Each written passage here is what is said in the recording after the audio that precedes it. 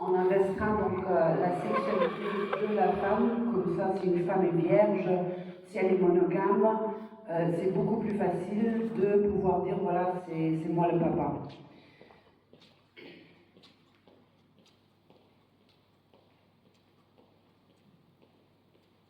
Donc en fait, en cherchant des solutions, comment prévenir la violence contre les femmes et les inégalités, j'ai rencontré ou j'ai découvert le panafricanisme et aussi les philosophies de certaines cultures indigènes qui, à la base, sont matriarcales et matrilinéaires. Et ce, bien sûr, avant l'influence de l'occidental. Quand j'ai fini mon livre, quand j'ai publié mon livre en 2017, je me suis retrouvée dans une situation de violence domestique avec un mari violent. C'était pas la première fois que j'ai été violentée ou frappée par un homme, mais c'était la première fois que je suis restée et la victimisation secondaire est une des raisons pourquoi la séparation a pris tellement longtemps.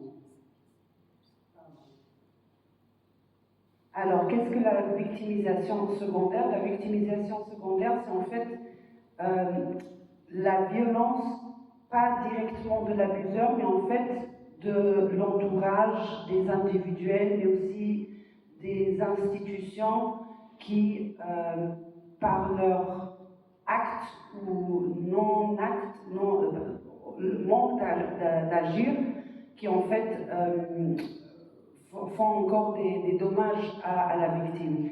Et ça s'appelle en anglais institutional betrayal, donc betrayal.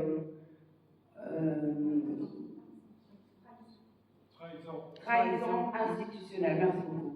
Et on parle aussi de trauma secondaire. Alors il y a différents types de victimisation au niveau individuel, social, et aussi institutionnel et systémique. Et moi je vais vous parler de la troisième forme. Donc la trahison institutionnelle, la plus néfaste et la plus dangereuse, c'est en fait l'impunité. Et pourquoi? Parce que l'impunité, ça fait des récidives. Et s'il y a bien sûr des récidives, ça augmente le risque de fémicide, mais aussi le risque de suicide forcé, comme on l'appelle. Donc je vais parler un tout petit peu de l'impunité au Luxembourg, mais comme madame, ma prédécesseur a déjà un peu parlé, je vais vite passer par ça. Donc, en fait, une expulsion sur 4 interventions policières, ce qui fait, c'est pas beaucoup, et je pense que ma prédécesseur a essayé de montrer qu'en fait, il n'y a pas, suivi des tribunaux concernant les abuseurs. 50% au Luxembourg des abuseurs sont des récidivistes avec des avertissements multiples. Ma collègue a dit donc en 2024, la police a intervenu 3 fois par jour pour violences domestiques et je pense avec déjà 7 chiffres, on peut dire qu'on est confronté à une épidémie ici au Luxembourg parce qu'on ne prend pas en compte les cas qui ne sont pas rapportés par les victimes. Donc les chiffres, noirs, si je peux le dire comme ça, les chiffres, donc en fait, si la police devrait, je suppose, intervenir pour chaque violence, ce serait beaucoup plus souvent. Alors, lors d'une intervention policière, les abuseurs, 65% des abuseurs sont masculins, 35% sont féminines. Mais lorsqu'il y a une expulsion, le taux d'auteurs masculins s'élève à 90%, tandis que celle des femmes diminue jusqu'à 10%.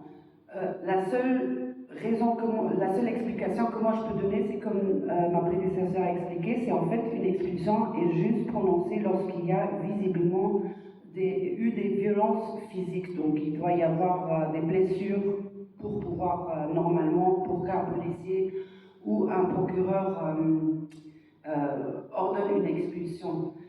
Et globalement, 95% des abuseurs sexuels sont des hommes. Alors, ce qui est important ici, c'est de montrer en fait les récidives. Au Luxembourg, il y a des personnes qui récidivent 2 fois en une année. Il y a aussi des personnes qui ont récidivé 3, 4, 5 fois, où on se pose la question, mais pourquoi il n'y a pas une intervention du tribunal déjà après la 2e fois? Donc la personne qui a été expulsée 5 fois, c'était en 5 ans, donc ça veut dire 1 fois par an.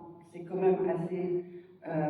c'est beaucoup, et encore une fois, moi je me pose la question, pourquoi pas après la 3e fois, il y a eu, comment dire, une peine plus sévère. Généralement, donc, au Luxembourg, 50% des auteurs sont récidivistes. En 2018, c'était donc 54%. En 2019, il y avait 13 personnes qui ont été expulsées 2 fois. Et le chiffre de récidivistes a diminué à 43% en 2019, mais quand même le Richtreis, dont Madame a parlé. Et si je me rappelle, d'après mes informations, peut-être ça a changé, mais d'après mes informations, c'est en fait juste une session, c'est pas 6 mois, mais c'est une session de 2 heures qui est obligatoire. Et on va voir bientôt que 50% des récidivistes ne viennent pas à ce rendez-vous. Donc on voit aussi que Richtreis dit déjà 2019 que les expulsions multiples, donc où il y a les récidives, c'est un souci majeur, mais aussi les interventions policières répétitives qui ne mènent pas à une expulsion, ce qu'on a vu donc 1 sur 4. Alors, 2022, il y a 6 personnes expulsées 2 fois en 2020, mais aussi 4 personnes qui ont été expulsées 3 fois. Et le chiffre de récidive a un peu augmenté. En 2021, on voit que 45% des auteurs sont déjà connus et plus de la moitié des personnes récidivistes ne viennent pas donc à ce fameux rendez-vous chez Richtreis. En 2022, c'était 50% des personnes étaient déjà connues et 56% des récidivistes ne viennent pas à leur rendez-vous. En 2023, 52% qui ne viennent pas au rendez-vous et 51% de récidivistes. Et malheureusement, le rapport de 2024, il y a juste une phrase ou 2 phrases qui sont notées, donc où on se demande pourquoi le ministère... Pardon.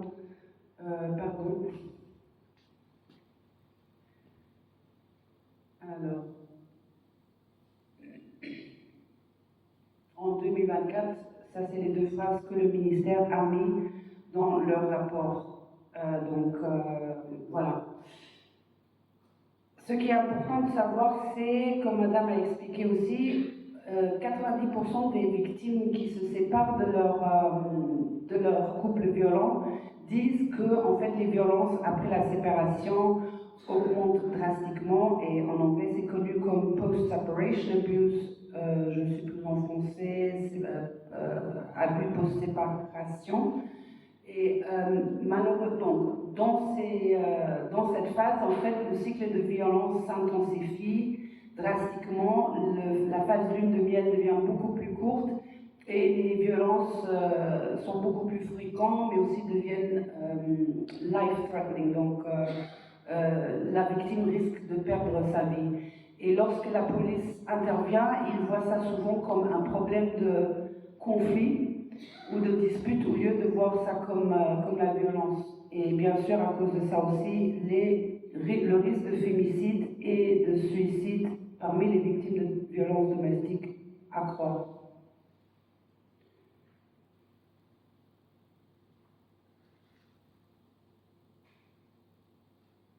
Alors, dans mon cas, moi j'ai demandé le divorce après 1 an et 4 mois. Dans cette période, il y avait eu 8 interventions policières, ça veut dire une fois tous les 2 mois. Et il avait eu, mon ex-mari avait eu un avertissement après la 2e intervention policière, mais il n'y a plus jamais eu de suivi.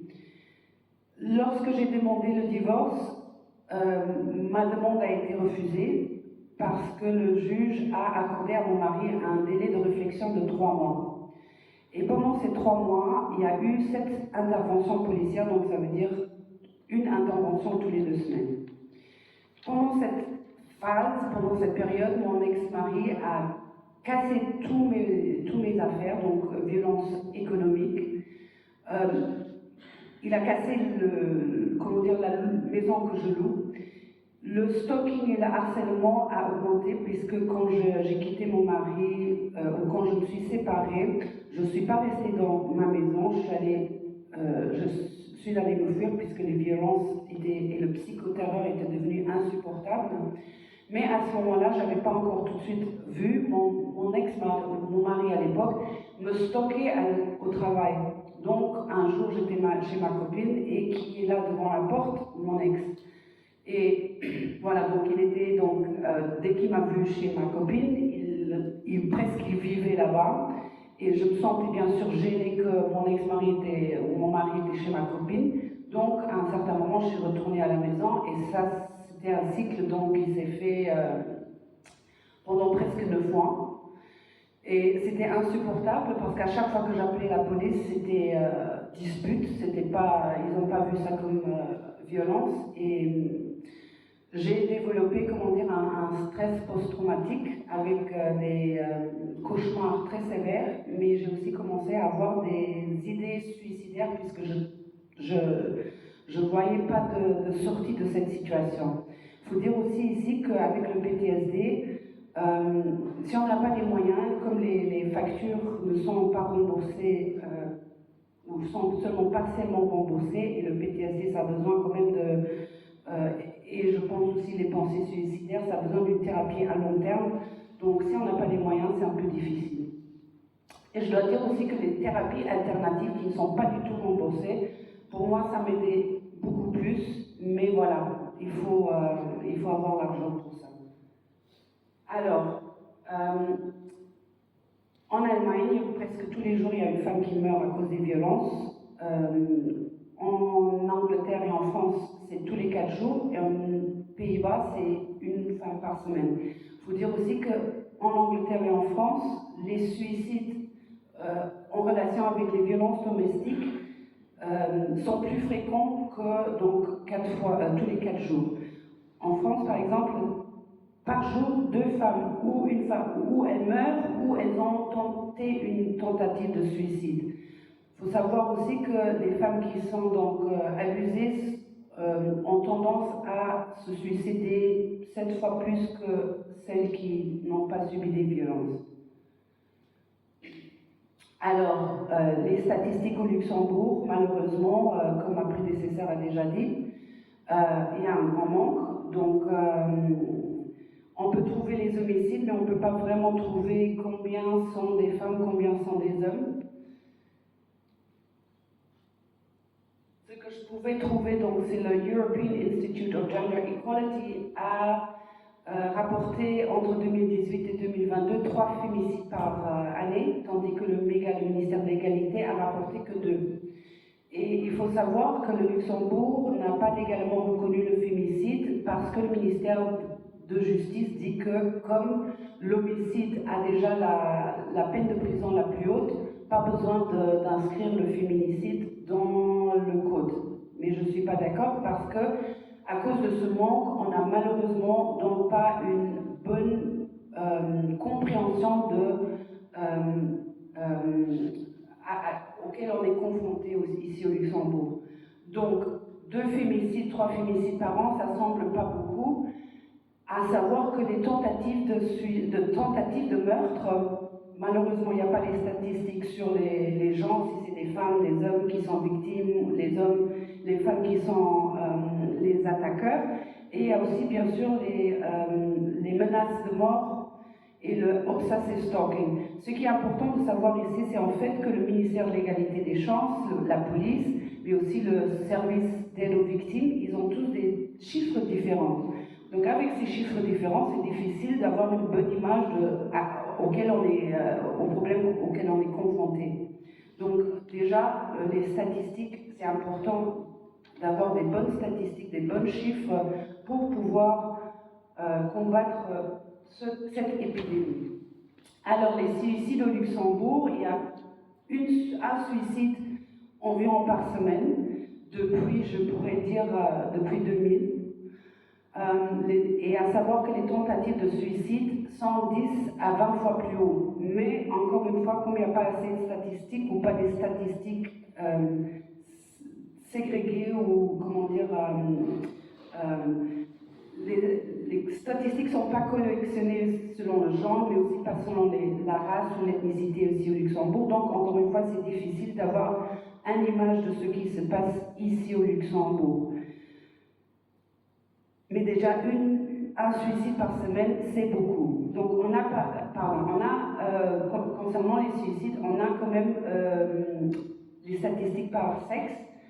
Et on voit en fait que les hommes, les chiffres chez les hommes,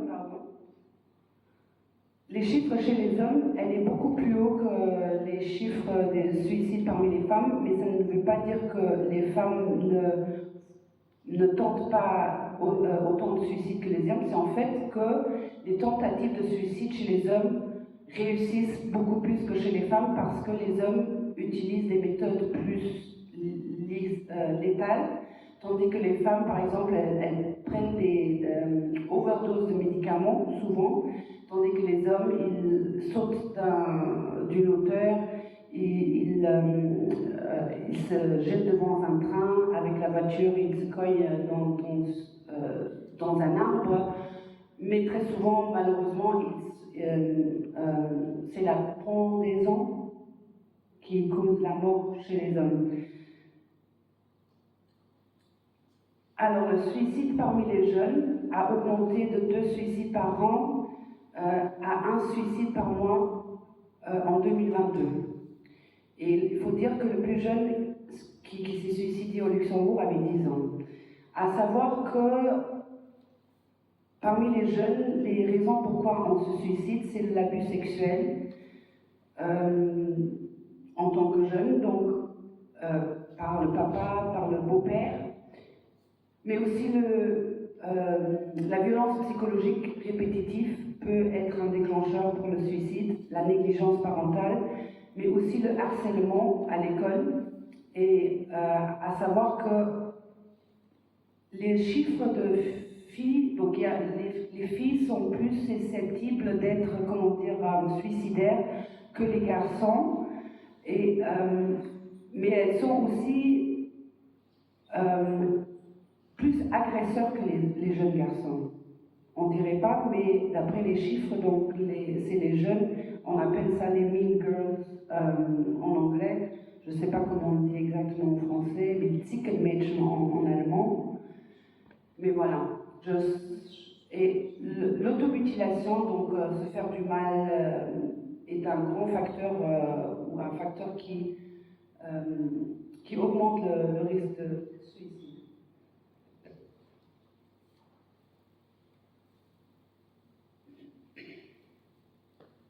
Alors les lois sont inutiles si on ne les renforce pas ou si les juges ne les appliquent pas.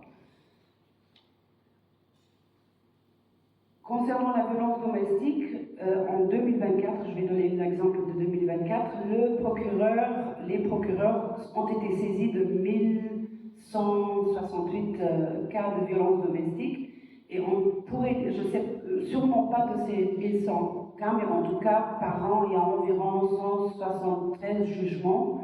Et bien sûr, de ces 173 jugements, il n'y en a que 8 arrêts définitifs dans des jugements où on ne peut plus faire appel. Ce que je trouve très peu comparé aux nouveaux cas saisis.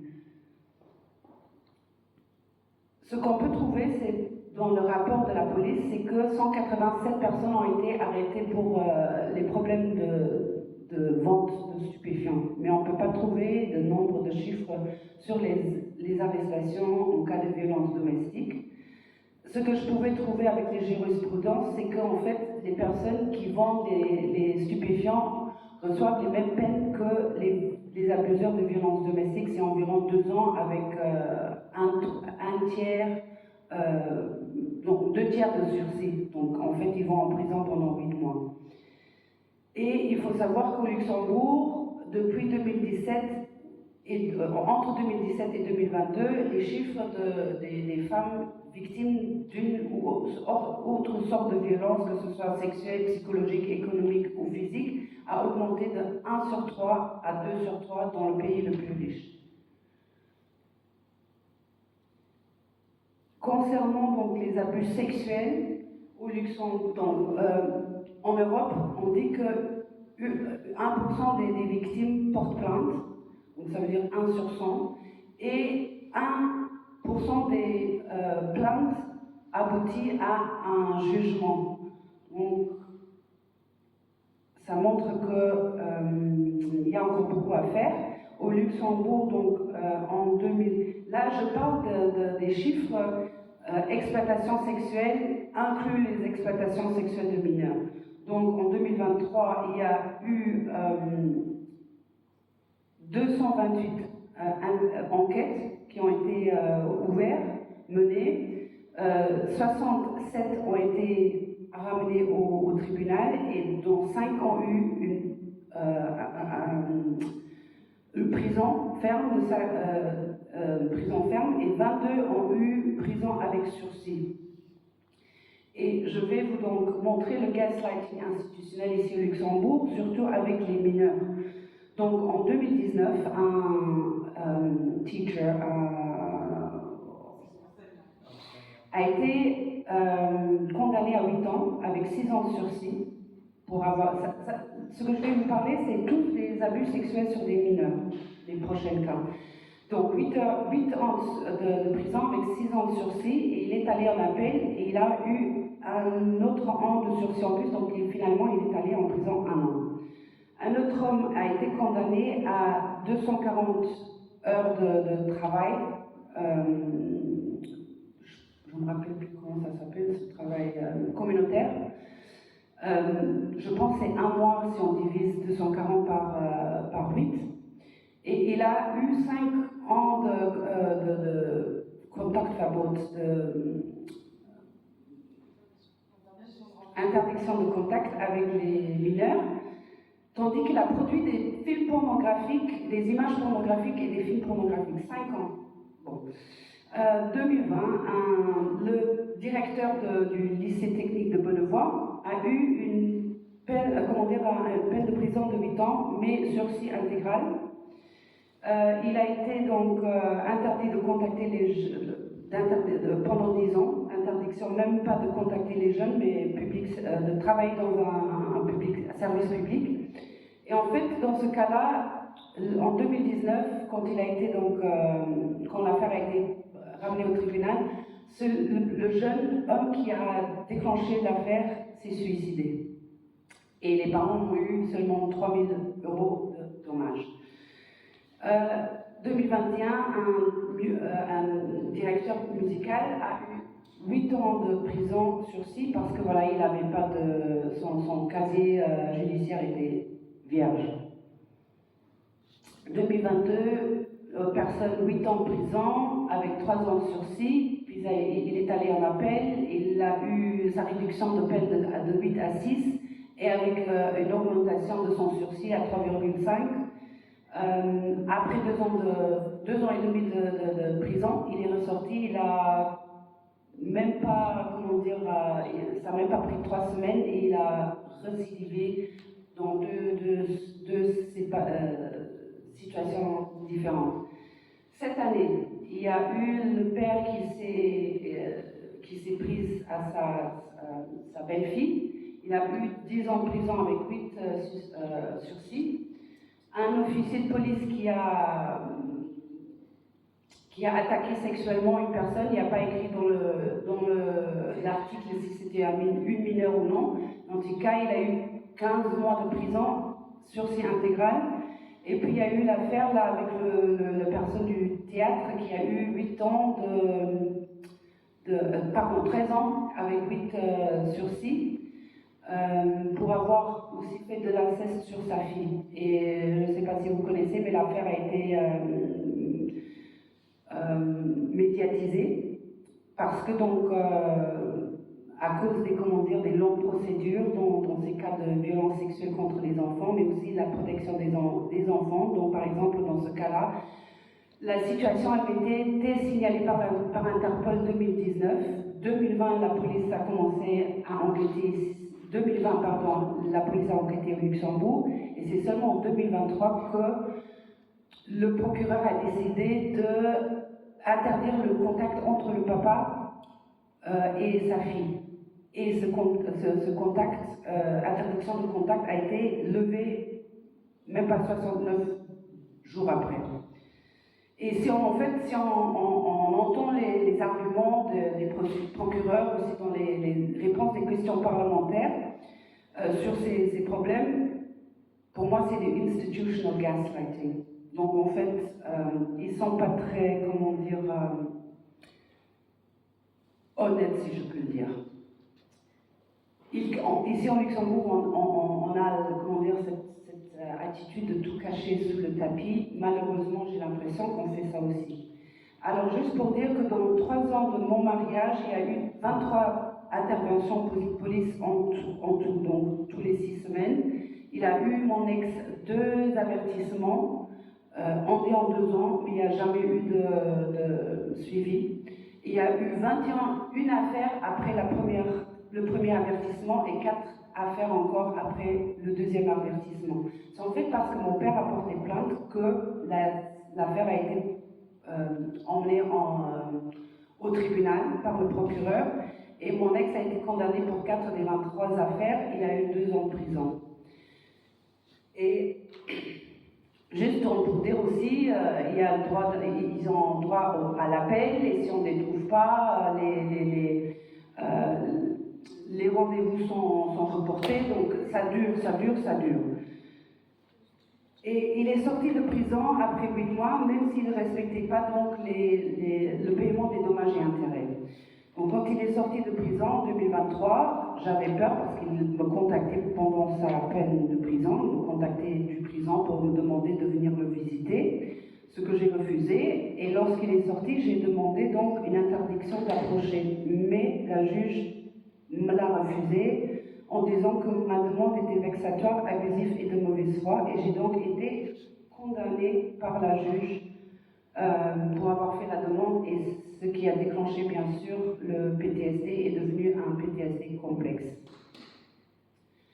Alors c'est les procureurs finalement qui doivent et qui sont responsables pour les récidives, pour l'impunité, et qui augmentent donc les féminicides et les suicides. Alors je vais vite passer par ça, parce que là je vais me répéter, mais là je vais juste montrer ce que ma collègue avait dit. Donc en fait, les victimes, elles ont 2 choix. C'est de rester dans la situation de violence, rester dans le couple, et pouvant donc mieux gérer les violences, elle peut mieux appréhender les violences. Tandis que si elle quitte, elle laisse sa maison souvent, elle laisse toutes ses affaires, la violence augmente puisqu'elle a les les séparations, les abus post-séparation qui augmentent. Donc, très souvent, les victimes, elles sont moins en danger si elles restent en fait chez leur abuseur. Donc je pense que c'est important pour que les autorités comprennent que les violences augmentent après la séparation et qu'une protection est très importante à ce moment-là. Alors qu'est-ce qu'on a besoin ici au Luxembourg? On a besoin de statistiques pour comprendre à quoi on est en train de faire face. Donc on a besoin de statistiques et on a besoin de comprendre ces statistiques. Donc pas seulement les statistiques, mais vraiment comprendre comment est-ce qu'on arrive à ces violences. Donc vraiment une recherche approfondie, mais indépendante. Alors il faut criminaliser la violence violence psychologique, comme ma collègue a dit, parce que la loi dit que seulement lorsque l'intégrité physique est violée, qu'une ordonnance d'expulsion est ordonnée. Donc, par exemple, mon cas, mon ex, il me tapait sur la tête avec les poignets, mais lorsque la police vient, elle ne voit pas, il n'y a pas de sang, donc forcément, ils s'en vont et ils disent que c'est une dispute.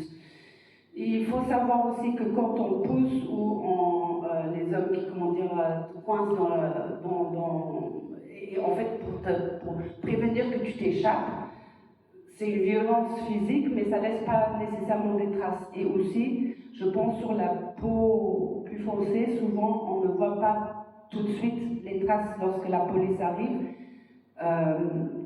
C'est par la suite que peut-être les bleus, qu'on voit qu'il y a peut-être eu de violence. En tout cas, vous pouvez me corriger si je me trompe, mais c'est ce que me rapportent des femmes de descendance africaine. Alors, je pense qu'on doit donc inclure dans cette loi de 2003 les violences psychologiques, économiques, comme ma collègue a dit, sexuelles, bien sûr. Alors, le contrôle coercitif aussi, je ne sais pas si tout le monde sait ce que c'est, mais ma collègue avait déjà expliqué avant. Et moi, je trouve qu'on doit inclure l'infidélité, mais je vais expliquer ça un peu plus tard.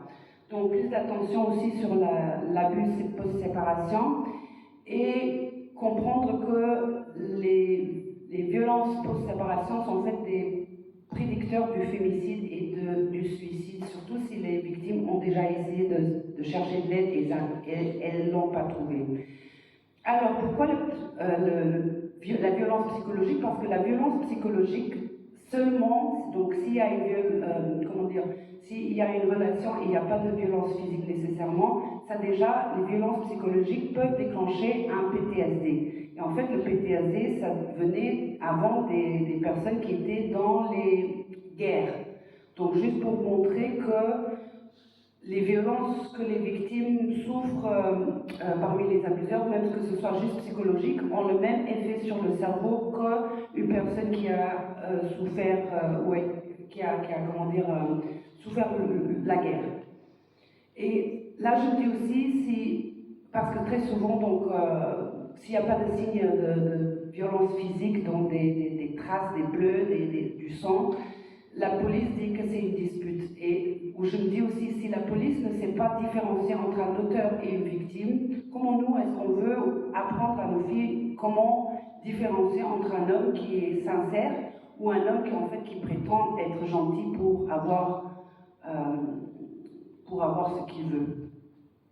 Alors, comme ma collègue avait dit, la Convention d'Istanbul, d'après la Convention d'Istanbul, la médiation est défendue justement à cause de cette violence psychologique ou le contrôle coercitif.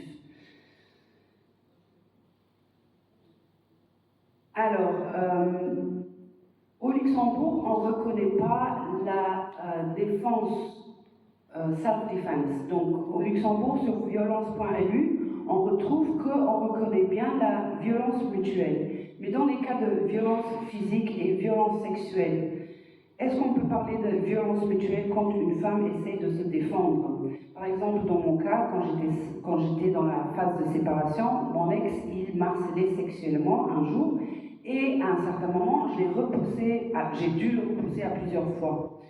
Et lorsque la police a intervenu, c'est moi qu'on m'a montré du doigt parce que apparemment, lorsque j'ai repoussé mon ex lorsqu'il m'harcelait sexuellement, j'avais apparemment fait une petite il avait une petite cratinure sur son ventre. Donc, on n'a pas pris en compte qu'il m'harcelait sexuellement toute la nuit et pendant des heures et que je devais le repousser. Non, mais on a pris en compte qu'il avait une petite, plaie là sur son ventre. Donc, vous imaginez le trauma que, voilà. À savoir, donc,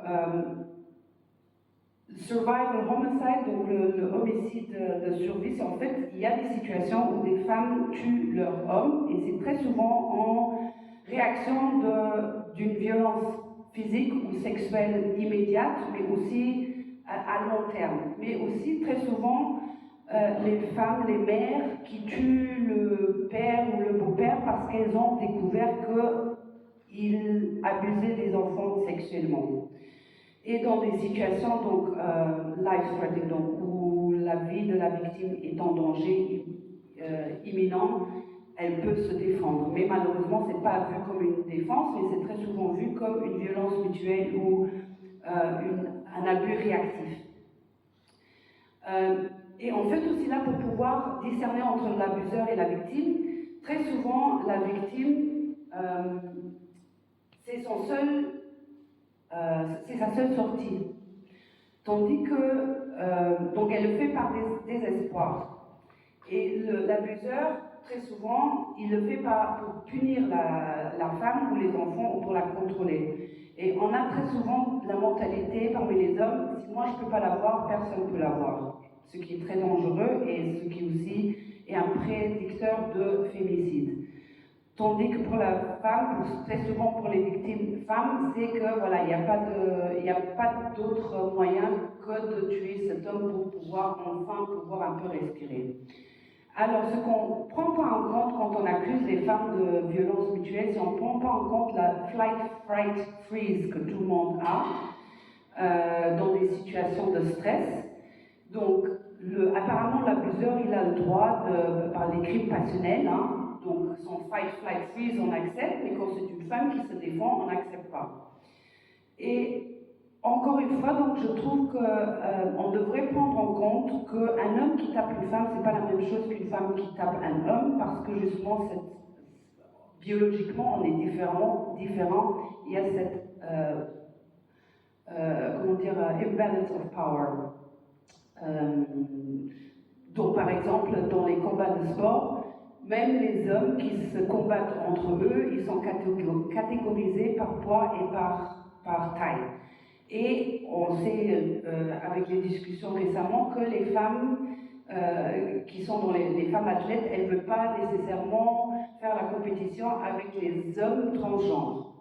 Et si moi je frappe un petit enfant ou je frappe par exemple, je frapperai ma grand-mère, c'est pas la même chose que si ma grand-mère me frappe ou un enfant me frappe. Je pense que c'est très important de comprendre et de prendre en compte ces différentes dimensions. Et encore une fois, je vais donc l'infidélité qui cause la jalousie, c'est pour moi les seules situations où je dis oui, on peut parler là de violence réactive ou de violence mutuelle. Mais encore une fois, on va voir plus tard que c'est plus compliqué que ça. Alors, le stéréotype de la femme folle, l'ex qui est hystérique, la femme jalouse, la femme qui contrôle. Voilà, en fait, ce stéréotype est très, dangereux pour les victimes. Et c'est un stéréotype ou un mythe que les hommes, une stratégie qu'ils utilisent pour discréditer justement les victimes et se positionner en tant que victimes. Et en fait aussi, avec cette stratégie, la police ne peut pas discerner, donc voilà, ils pensent que voilà, c'est une dispute et c'est pas une situation de violence domestique. À savoir que baiting, en fait, les hommes, très souvent, je ne dis pas qu'il n'y a pas des femmes, mais comme on parle ici origin, des victimes femmes, très souvent, baiting, ça veut dire en fait que les hommes, ils provoquent une situation pour que la femme, elle réagit d'une façon peut-être disproportionnée pour pouvoir montrer du doigt, ouais, elle est folle. Voilà, et l'infidélité, la triangulation est très souvent donc utilisée pour rendre folle la femme, et c'est surtout le gaslighting après l'infidélité qui rend fou les gens par la suite. La folle femme, la folle ex, c'est aussi utilisé pendant les affaires au tribunal quand ça concerne la garde parentale, où il y a une suspicion d'abus sexuel sur l'enfant ou inceste, et on accuse la mère d'aliénation parentale. Donc, dans mon travail au SCAS pendant 9 ans et 9 mois, j'ai souvent vu que les mères s'en sortent, très mal, parce que si elle protège l'enfant, elle est accusée d'aliénation parentale. Si elle ne protège pas l'enfant, elle est accusée de négligence parentale. Mais dans tous ces cas, j'ai jamais vu les hommes ou les pères qui ont été accusés de cette même façon. Et pour moi, dans cette histoire de droit des enfants et droit des parents, je pense le droit des enfants à la safety, donc d'être dans un environnement où il n'y a pas de danger et doit être prioritisé avant les droits des parents à leurs enfants. Pardon, j'ai oublié de changer. Et donc, en fait, de mettre de dire que voilà, elle est folle, ça en fait aussi, ça devrait nous montrer à la police que voilà, parce qu'une personne qui montre du doigt sa femme, la mère de ses enfants, et dit qu'elle est folle au lieu de l'aider. Donc je pense que là, on peut déjà voir aussi quelquefois, c'est des pistes où on peut discerner qui est l'abuseur et qui est la victime. Alors, ce stéréotype de folle, hystérique, qui contrôle, jalouse et qui a de la vengeance est très dangereuse parce qu'il y a ce stéréotype de la femme noire fâchée et qui contrôle, et aussi ce stéréotype de la femme latine ou des métisses qui sont chaudes de tempérament et folles. Et à cause de ces stéréotypes, très souvent, ces femmes, quand la police arrive, elles sont accusées de violences réciproques et ça augmente l'exclusion et l'isolation de ces femmes parce que très souvent, elles disent ne pas appeler systématiquement la police. Et en 2022, on a eu l'étude au Luxembourg qui a trouvé que 90% des personnes victimes de racisme, il n'y a pas, je ne sais pas vous dire si c'est des femmes ou des hommes, s'il y a des victimes de violences domestiques parmi, mais en tout cas, les victimes de racisme ne portent pas plainte à la police pour diverses raisons. Donc 90% c'est quand même assez haut. Et je dois dire aussi, en tant que personne racisée, mes premiers contacts avec la police, c'était pas à cause de mes appels, mais c'était à cause de mes voisins qui ont heureusement téléphoné la police. Et ça m'a donné par la suite le courage de le faire moi-même. Alors, juste pour dire au Luxembourg, donc on a un petit problème parmi les personnes de descendance africaine parce que donc déjà cette année on avait la madame qui a sauté du pont avec son enfant de 9 mois. On dit qu'elle était portugaise, qui vivait au Luxembourg, mais quand on regarde la photo, on voit qu'elle est de descendance africaine, en tout cas son bébé, il n'y a pas de doute. Et puis en 2004, il y avait la femme congolaise qui s'est immolie, on dit, donc il avait mis le pétrole et elle s'est enflammée, elle s'est tuée comme ça à cause des violences, d'après la média, à cause des problèmes administratifs et le racisme que dont ses enfants étaient victimes. Et à savoir aussi dans les communautés capverdiennes, très souvent, en tout cas moi je connais des féminicides, c'est surtout parmi les femmes capverdiennes que moi je connais, et malheureusement très souvent ces femmes ou ces situations, ces couples étaient connus auprès de la police, mais encore une fois il y avait le problème, c'est une dispute. Donc comme la situation n'avait pas été prise au sérieux, malheureusement ça s'est fini en féminicide. Alors, encore une fois, on a besoin de statistiques.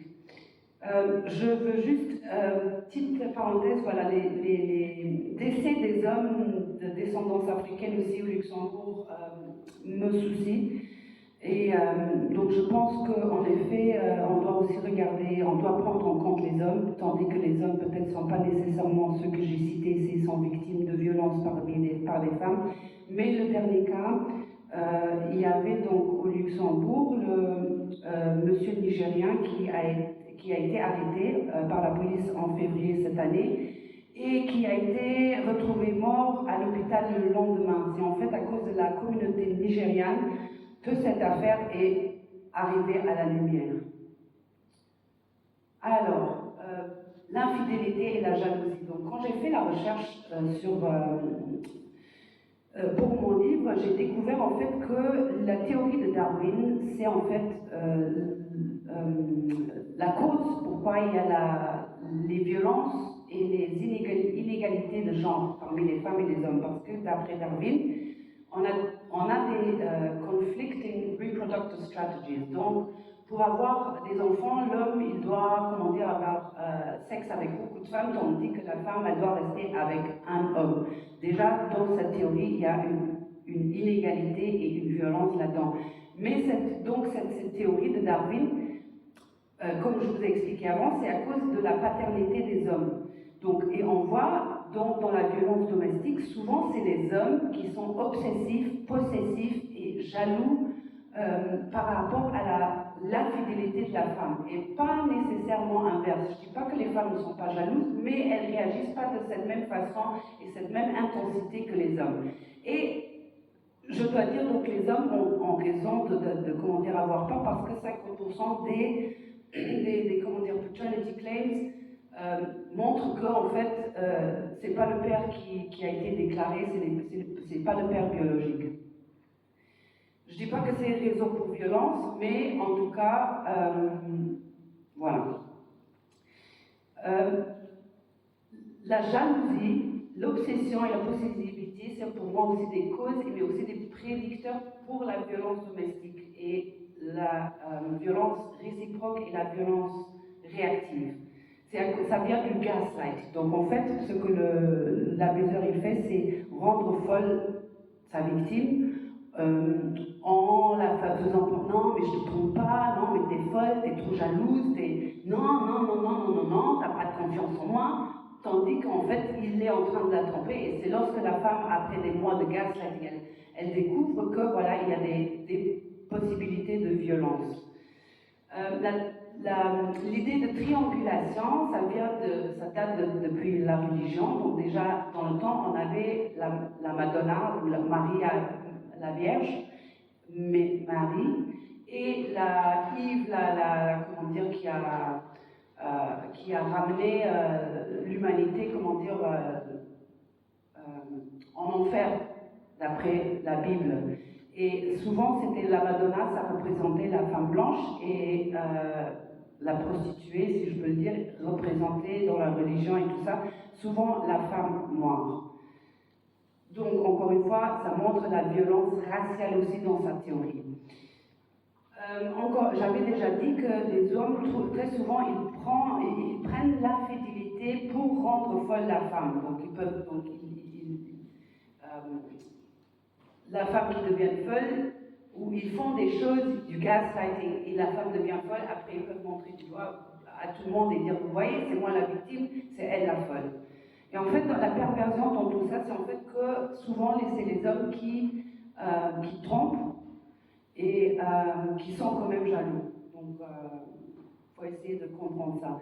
Alors, la théorie de Darwin, elle bénéficie de cette guerre entre les femmes et les hommes. Si on a des hommes agressifs, si on a des hommes violents, en fait, c'est bien pour aller faire la guerre dans les autres pays pour le capitalisme. Et il faut aussi savoir, cette idée de virginité, de monogamie et tout ça, ça encourage, comment dire, les traditions, ou je ne vais pas dire traditions, les concepts de child marriage. Donc en fait, parce que voilà, comme on veut garantir que c'est moi le père, donc je vais marier une jeune fille qui est vierge. Et aussi, bien sûr, la survie du plus fort fait que, en fait, comme on est en train de voir juste ses besoins, donc si on a cette mentalité de la survie du plus fort, donc en fait, oui, un homme va, comme on voit, il va manipuler une femme pour la faire coucher au lit, pour avoir son sexe. Vite. Alors, juste pour dire que la loi du 8 septembre, ce qui est important de savoir, c'est le procureur ou la police n'a pas besoin d'une plainte de la victime pour pouvoir ordonner une expulsion. Donc, et très souvent, les victimes, elles ont peur que l'abuseur sait qu'elle a porté plainte. Donc, c'est important aussi que le procureur, ils utilisent cette loi telle qu'elle elle a été faite. Alors, criminaliser la violence économique, j'ai encore quelques slides si vous me permettez. Alors, à savoir que parmi les victimes de violences domestiques, il y en a beaucoup qui perdent leur travail à cause du stalking pendant la phase de séparation. Mais aussi, comme on ne peut pas guérir dans la situation dans laquelle on a été violenté, et avec la crise de logement ici au Luxembourg, c'est très difficile de déménager. En tout cas, en Angleterre, une femme sur 8 qui est dans la rue ou qui était victime de violences domestiques est dans la rue. Et les recherches montrent en fait que les femmes qu'on voit souvent dans la rue, sans domicile, c'est très souvent des victimes de violences domestiques. J'avais déjà dit sur les... ah pardon, c'était ça.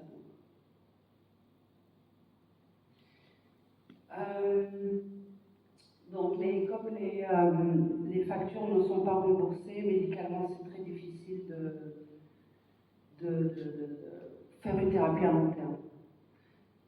À savoir qu'au Luxembourg, 71% en 2019 des personnes qui vivaient en dessous du seuil de pauvreté après avoir reçu des bénéfices sociaux étaient de descendance africaine.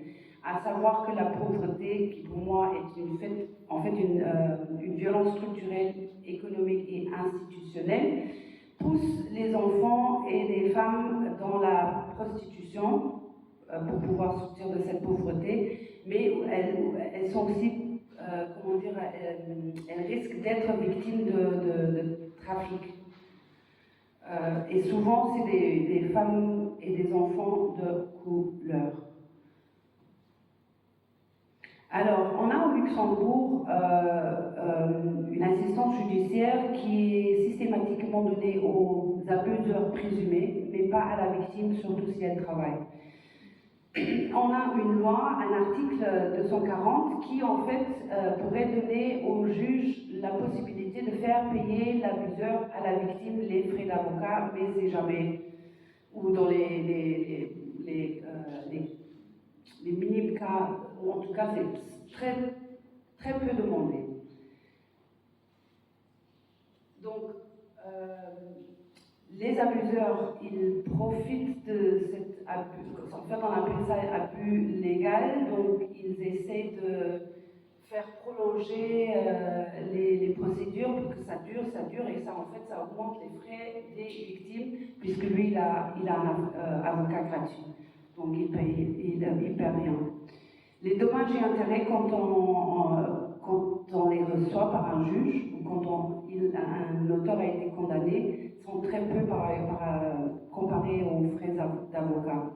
Et je trouve que l'État devrait en fait indemniser la victime et aller chercher l'argent après chez l'abuseur.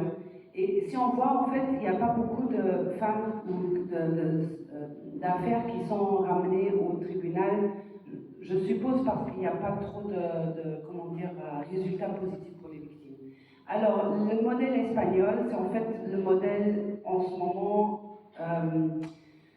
le modèle qui couvre toutes ces problématiques que je viens de vous décrire et qui pourrait donc mieux protéger et mieux prévenir la violence au Luxembourg. En tout cas, les féminicides ont drastiquement descendu en Espagne. Et à savoir que le suicide, en fait, c'est pas nécessairement un problème de la santé mentale, à mon avis, mais c'est un problème du système nerveux qui a été trop stimulé, ou overload, je ne sais pas comment dire le mot en français, et en fait, le manque de support. Et on peut essayer de penser positivement le plus qu'on veut, mais ces pensées positives ne vont pas réparer les problèmes systémiques. Il ne va pas changer l'idée d'un juge, il ne va pas soudainement faire descendre les prix sur des logements.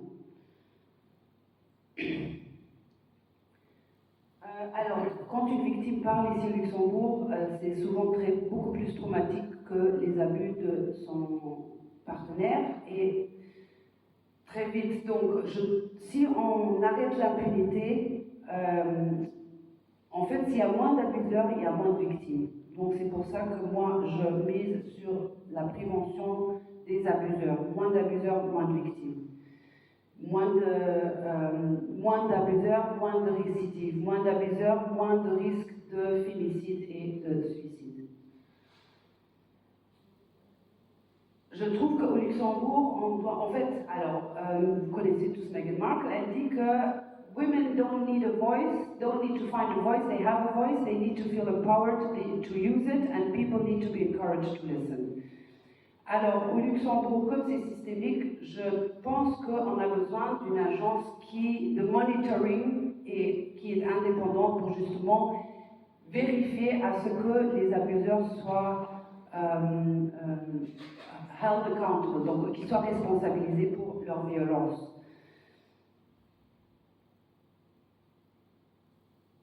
Alors, moi aussi, donc, mon attitude, c'est plutôt apprendre à nos garçons d'arrêter d'abuser ou de violer, au lieu d'apprendre à nos filles de ne pas être violées, de s'habiller différemment, etc., etc. Et donc pour avoir ça, il faut, comment dire, que les jeunes garçons ils aient une représentation. Donc les pères, les grands-pères, les oncles, les frères, les cousins, en fait, ils doivent tous guider par exemple. Et pour moi, la personne la plus exemplaire qui j'ai appris, c'est Malcolm X. Et lui, il était célibataire pendant 12 ans avant qu'il a marié sa femme Betty Shabazz.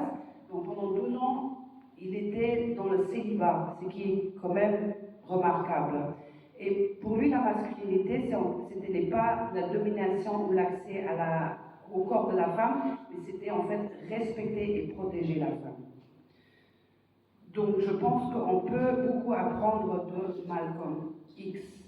Voilà, je vous remercie beaucoup et j'espère qu'ensemble on pourra créer un monde moins dangereux pour les générations à venir.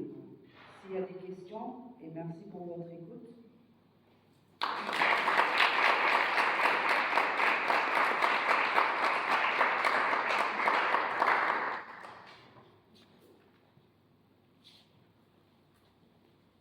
Pas de questions. Ok, merci Madame Darouala. Et maintenant, Madame Sandra Hagedorn, je tiens à vous adresser mes remerciements et les plus sincères, car sans votre organisation, Trop und Dran et Gemeinde cette journée n'aura pas avoir lieu.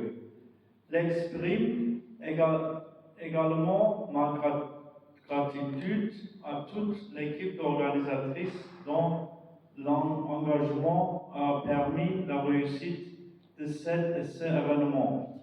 Un remerciement particulier s'adresse à nos trois merveilleuses invités, conférenciers et autrices qui ont enrichi cette journée par leurs paroles et leurs réflexions. C'était premier Madame Hatice Konukondu, deuxième Madame Yona Baya, et pour le troisième c'était Madame Marissa Darouala. Merci.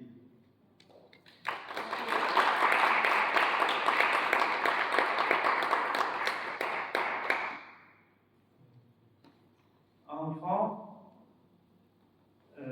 mes remerciements les plus chaleureux vont à vous, chers invités présents dans cette salle, spectatrices et spectateurs, car votre présence et votre attention donnent à cet événement toute sa signification et sa chaleur.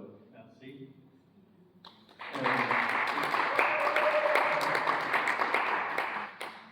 Alors, aujourd'hui, journée internationale de lutte contre la violence faite aux femmes, non à la violence envers la femme. Nous sommes réunis aujourd'hui pour envoyer un message fort.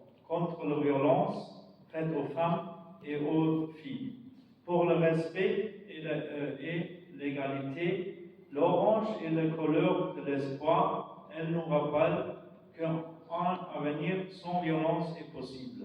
Je veux dire merci beaucoup à tout le monde. Et voilà. Malheureusement, pas beaucoup les gens, mais quand même merci pour vous étiez ici.